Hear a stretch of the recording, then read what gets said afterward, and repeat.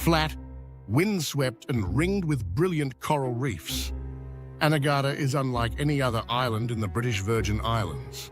But beyond its unique landscape lies a haunting legend that's whispered on stormy nights, the tale of the Howling Winds. Centuries ago, Anegada's treacherous horseshoe reef claimed the lives of countless sailors. Ships crashed against the unseen coral, and many perished before reaching shore.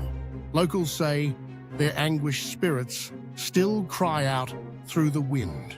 When the north winds whip across the low-lying island, eerie sounds echo across the sand. Some describe it as weeping, others say it's a chorus of wails, too human to be just the breeze. Fishermen have even reported voices calling their names in the night. The howling is strongest near the old wreck sites, and many believe the spirits of drowned mariners are forever trapped by the sea that betrayed them. Is it just the shape of the land and the rhythm of the wind? Or is it a warning to tread carefully near Anegada's ghostly shores? Thanks for weathering the storm with us.